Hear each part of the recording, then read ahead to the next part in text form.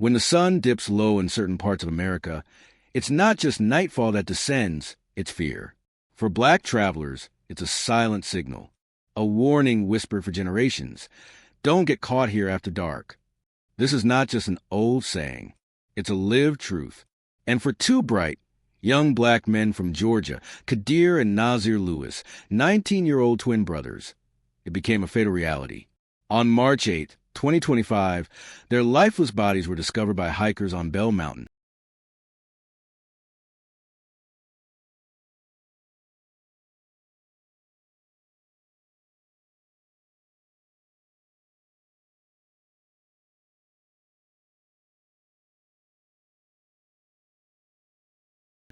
In a part of Georgia known less for tourism and more for whispers, Hiwassee, a small mountain town 90 miles away from the Lewis family's home in Lawrenceville.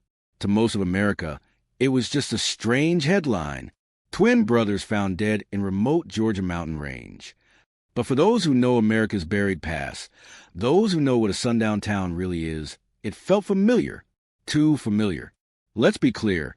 America has a long, well-documented history of towns that enforce racial exclusion after dark. Some with signs, some with violence. All with silence. And the silence around this case? It's deafening. Kadir and Nazir had plans. They had booked a 7 a.m. flight to Boston to visit friends. Their tickets were paid for. Bags packed. Excitement bubbling. But they never boarded that flight. Instead, their bodies were found on a fog-covered peak, an area they'd never visited, in a town they didn't know, with no clear reason to be there.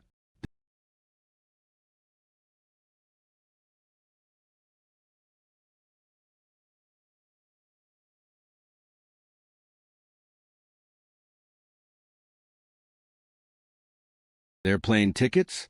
Still in their wallets. Their car? Nowhere nearby. Their bodies? Discovered with gunshot wounds.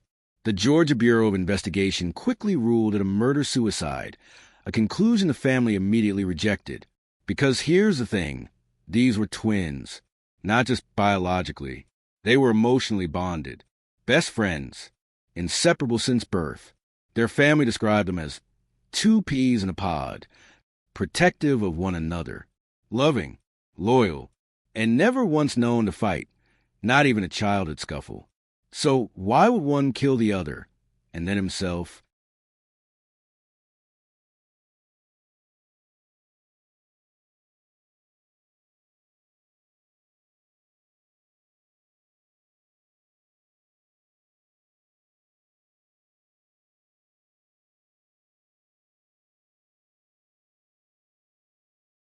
Their uncle, Raheem Bronner, echoed that heartbreak. They were never even seen arguing, protective of each other. Always, this makes no sense. And it doesn't. Bell Mountain isn't just a scenic overlook. It's a secluded, hard-to-reach site, nearly an hour from any major city, with a deeply segregated history. Hiwassee, the town at the base of the mountain, is 94.2% white and 0.4% black. It has long been whispered about in black circles as an active sundown town, one of those places where, if you're black, you don't stop for gas, let alone go hiking. Ask any black truck driver, rideshare driver, or traveler who's passed through those back roads, and they'll tell you, once you're out there, it's like going back to the 1950s. Even the hikers who discovered the bodies were out-of-towners.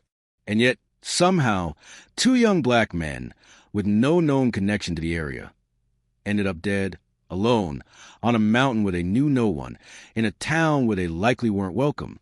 The GBI said this was a murder-suicide, but the autopsy is complete and the cause of death is still pending. That's right. Despite publicly declaring it a closed-case suicide, they're still waiting on forensic tests before confirming the official cause. Let that sink in. And this is not a big city department. This is Towns County. One thing that stuck out to many is that they were in an area that normally they would not have been. And no one has been able to give an explanation as to why they were in those mountains and why did they miss their flight. Absolutely no information. And then the ruling of this murder-suicide thing happened so quickly. Once again, there's no exhaustive investigation before the proclamation of murder-suicide. Population just over 1,000 people. You're telling me in a town that small, nobody saw anything? Nobody heard anything? Nobody knows how they got there? That's the question being asked across Georgia. Because in towns that small, people talk. Everyone knows everything. So when there's a double homicide or 2 dead black teenagers, someone knows something. The family thinks so too. And now they're demanding answers. We want to know exactly what happened to the twins. Then came another twist. A local volunteer firefighter, Scott Curlin, was arrested and charged with misdemeanor obstruction for allegedly taking photos of the bodies and sharing them online. Volunteer firefighter arrested, accused of taking a picture of the crime scene showing the bodies of twin brothers who'd been shot at the top of a mountain and then sharing those pictures. Those horrific images? They ended up being circulated among students in the local school system. Let that sit for a moment. This is not the 1920s. This is not a grainy photo from a black and white postcard of a lynching. This is 2025, and the dead black bodies of 2 teenage boys were shared like entertainment, like souvenirs. Their mother? Still grieving. Still in shock. If she sees that photo, I don't know if she could survive it. One family member said, "This isn't just wrong. It's evil." Scott Curlin has since been dismissed from the fire department, but no charges related to the photos themselves have been filed. And the question remains, why did he take that photo in the first place? Who did he send it to? Why? Because no firefighter acts alone in something that serious. This wasn't a mistake. It was a message. Some are calling this what it looks like, a modern-day lynching. And it's not hyperbole. Because just like in the past, when black bodies were hung from trees and turned into postcards, this was spectacle. It was meant to send a message. And the systems in place, just like before, are trying to cover it up. We've heard this script too many times. It was suicide. There's no foul play. No one saw anything. Let the investigation run its course. But while the officials stall, delay, and investigate, the family is left with no answers, just grief. And a growing number of black Americans watching closely are beginning to realize sundown towns never disappeared. They just learned how to hide in plain sight. In a country where black history has been rewritten and black pain ignored, the line between conspiracy and cover-up is often razor thin. The truth, hidden in silence. And for Kadir and Nazir Lewis, that silence is everywhere. The modern-day lynching mechanism. If you can go back and watch any of the old pictures of lynchings where they have black men and women suspended in the air from trees, you can find 50 to 100, sometimes hundreds, sometimes thousands of white people sitting there taking pictures of the body, taking pictures, smiling, laughing. They actually used to send postcards out when they did this. They used to send postcards with white people and the body hanging from the air, and they would send them to their relatives and family members. Like, this was a national pastime. And here we see a modern form of that, where a quote-unquote volunteer firefighter. Now, he's not a real firefighter, so there's no telling what he does during the day. So he may just be some charlatan. He looks, honestly, I'm just going to say it, he looks to me like a addict, like a D-rug addict. He looks like an addict to me. But nevertheless, this man has gone and stayed. That article didn't show him. Luckily, I was able to find that picture. But he is the man that is going around town sharing these pictures. Now, also, you heard the lady say that the Bell Mountain does not have cameras. The gates don't open till 8 a.m. and they close at, and pardon the term, sundown. And they said that these twins' cars were parked inside that gate with their phones, their wallets, and their tickets steered there. Who in these age, especially 19-year-olds, leaves their phone in the car locked? And so when somebody first saw this video, they reached out to me and said that they were lured there by someone. It was somebody, whom, gained or garnered their trust, possibly a law enforcement officer or a firefighter. But we've done a story about the Hiawassee walking trail before, where Trevante Jamal Schubert was found just about a year and a half ago in that same manner, but he was suspended in the air from a tree. Of course, you know what they said. It was a S word. But this is once again an evidence of the insensitivity, the maliciousness, the evidence of foul play, if you ask me, because any sensitive manner like that, why would you take time to take pictures and store them to your regular phone? That is something for the crime scene and the forensic scientists to take, and for those pictures to be shared like that, once again, that is a reflection of the people of the town. The Lewis twins weren't wanderers. They weren't hikers. They weren't thrill seekers looking for mountain views. They were college-bound, community-grounded teenagers, known for basketball, video games, and always being glued to one another. They were headed to Boston. They had plane tickets, packed bags, a clear destination. But something or someone took them in the opposite direction. So now the biggest question looms. How did two teenage boys from Lawrenceville end up on Bell Mountain dead? Here's what we do know. On March 7th, just one day before their bodies were found, the Lewis twins left their home in Lawrenceville, Georgia, with no car, no public transportation route, and no known friends or family in Hiawassee. Hiawassee is over 90 miles away, a 2-hour drive, through rural backroads, forest, isolation. That means someone drove them there. Someone picked them up.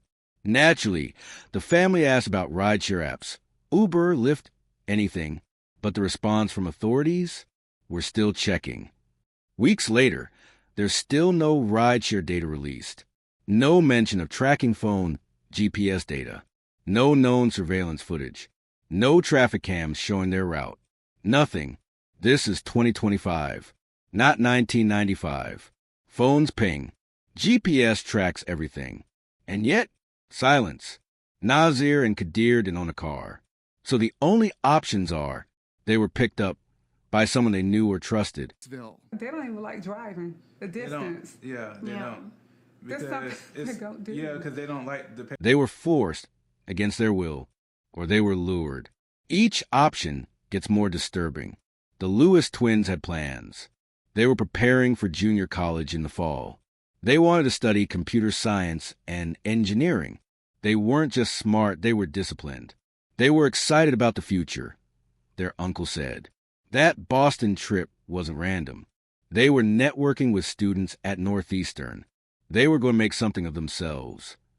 They had no reason to self-destruct, but something or someone made sure they never got on that plane. And what's more chilling, the family has no texts, no calls, no signs of conflict. Their phones have not been returned. The GBI refuses to release digital data. They haven't even shared the last ping location of the twins' phones.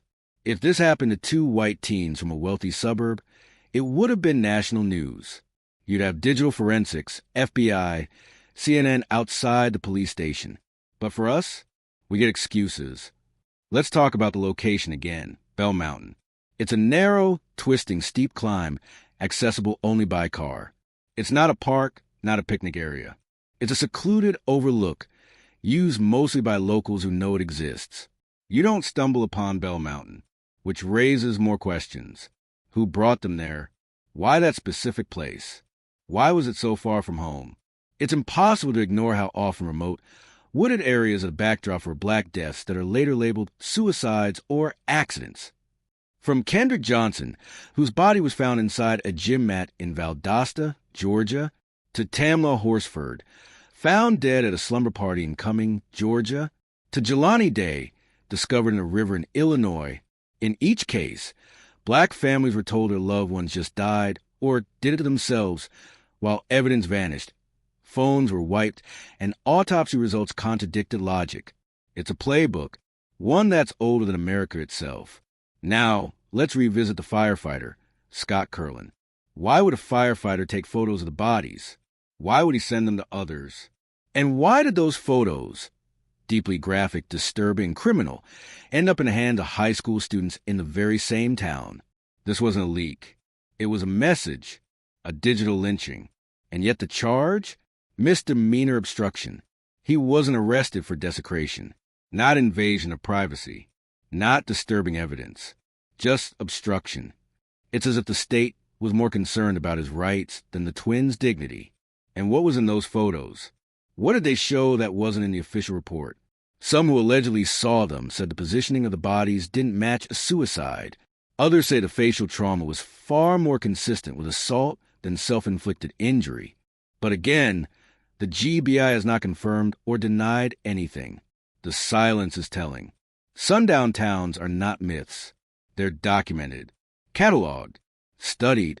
In fact, in 2020, sociologist James Lowen released an updated list of over 500 confirmed sundown towns still in existence, many in the South, many in Georgia. Hiwassee has never made the list publicly.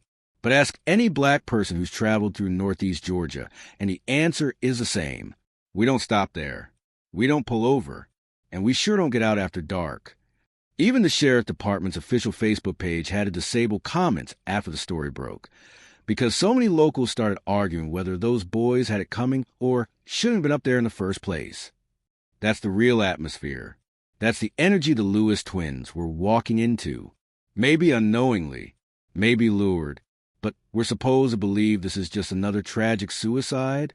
No, there's something deeper here, something darker, and it might not stop with them.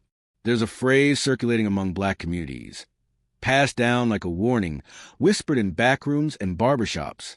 Don't end up in the woods. Don't let them take you out there. Because history has shown us, when black bodies go missing in rural America, the truth is the first thing buried. Kadir and Nazir Lewis didn't die just once.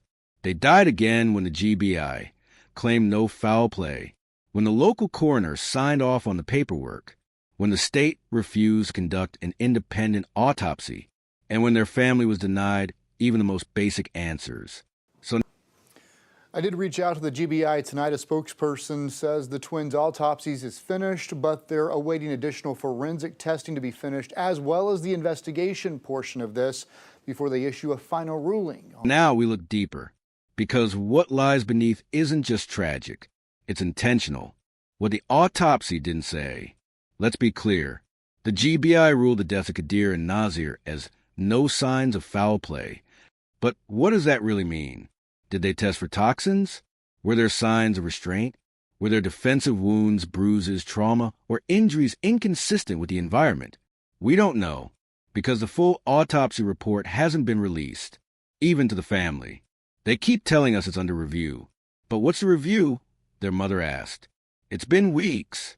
My boys are gone, and I don't even know how. Let's not forget, Bell Mountain is rocky, steep, and dangerous. But it's not so dangerous that you just accidentally die without a trace of a struggle, a call, a scream, or any visible sign. In other suspicious deaths of black Americans, we've seen a similar playbook. Kendrick Johnson, found rolled up in a gym mat, first ruled an accident. Family had to exhume his body, twice, just to get the truth. Tamla Horsford, found dead in a white-only sleepover, said to have fallen off a balcony. Family still fighting for justice. Jelani Day, organs missing. No explanation. No justice. So it's no wonder the Lewis family is terrified of what the state might be hiding. There's an eerie consistency across these stories. It's like someone handed small-town law enforcement a manual titled, How to Avoid a Racial Scandal 101. Call a suicide quickly. Don't release the autopsy. Delay, delay, delay. Destroy the public's interest by sowing doubt. This time, it's two brothers, two bodies, a remote mountain, and no fingerprints, no timeline, no clear cause of death. Authorities said, quote, no signs of foul play were observed at the scene. But since when does a lack of visible blood mean no crime? What about what's invisible? What about trauma beneath the skin? Ligature marks? Hemorrhaging? Toxicology? Positional clues? These aren't just questions, they're protocols. And the GBI is one of the most well-funded forensic departments in the South. So what are they afraid we'll find? Now, let's address the elephant in the room. Because the internet isn't staying quiet. Across TikTok, Twitter, and even Reddit, thousands are whispering the same phrase. Organ harvesting. Is it a conspiracy theory? Or a chilling pattern? In the case of Jelani Day, his brain, liver, and spleen were missing. His family was never told why. In Kendrick Johnson's case, his organs were completely removed and replaced with newspaper. And now, with Kadir and Nazir, we're told nothing. When asked if the bodies were complete, the family simply said, we weren't allowed to view them fully, just the faces. And even that wasn't right. Let that sink in. 2 teenage boys die mysteriously, far from home, and the family isn't even given the dignity of closure? If this doesn't sound like the stuff of nightmares, it should. And historically, black bodies have always been vulnerable to this kind of violation. From 19th century grave robbing for medical schools, to the Tuskegee experiment, to Henrietta Lacks cells being taken without consent, exploitation of black life and death has always been sanitized by the word science. So when families ask, were my children experimented on? Were their organs taken? That's not paranoia. That's generational memory. And it's still happening. First of all, shout out to the family for not believing what those cops were saying that they did to themselves. And I noticed something. I always see a pattern. Every time this happened in a sundown town, that's the first thing they say. Because once you say that, now they got their narrative. Once they say that, they hoping that the family would go for it. So shout out to that family for not going for it. And look, by now, y'all know me. Y'all know I love to do my research. And I found this out. Hiwassee, Georgia. 94.2 Caucasian people, 0.4 black people. That told me everything I needed to know. The family said the brothers had booked a flight to Boston for 7 a.m. last Friday, but never made their flight. Just 24 hours later, they were found dead in an area the family said they had never visited before. The family said the brothers' plane tickets were found in their wallets on the mountain.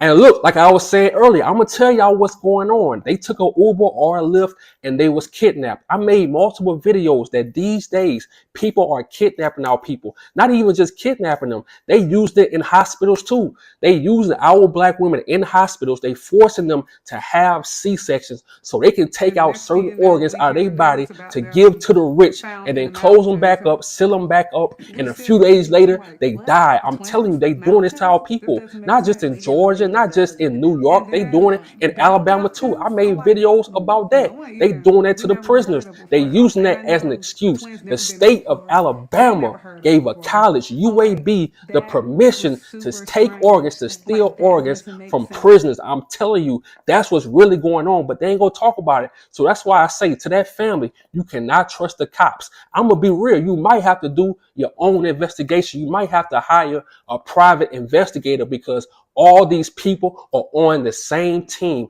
the investigators, the DA, especially when the town is this small, especially in a sundown town. They don't care about you. You're black. They've been doing this.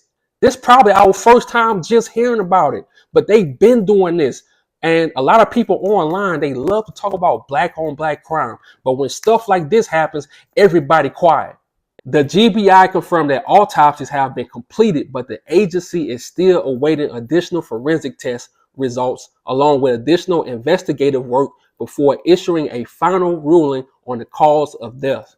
And how ironic that they need time to investigate, but the autopsy is finished. And you telling me that you need time to investigate. This town, this county has a population of 1,002 people. You telling me no one knows anything? And we know how those small towns get. Everybody talk, everybody gossip. Oh, Caucasian people ain't different from black people. They gossip too, probably even more. They gossip, they talk your business, they tell everything, especially when somebody dies in their town. So you telling me out of 1,002 people, no one knows anything? Make it make sense.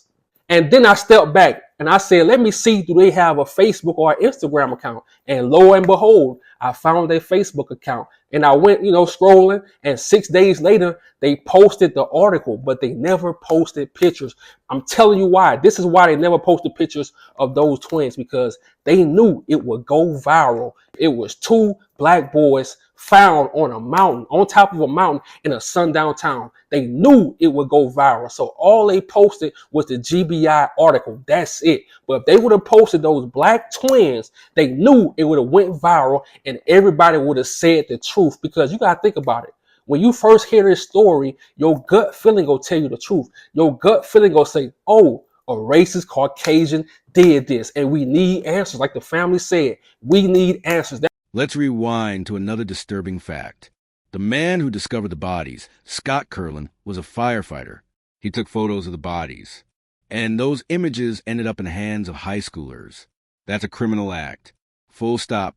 And what did the GBI charge him with? Obstruction. Let that sink in. He interfered with a crime scene, violated the privacy of deceased children, and spread graphic content, and got the equivalent of a parking ticket. Now, let's ask the real question. Was he working alone, or was this part of a wider cover-up? We don't know, because no one has released what was in those photos.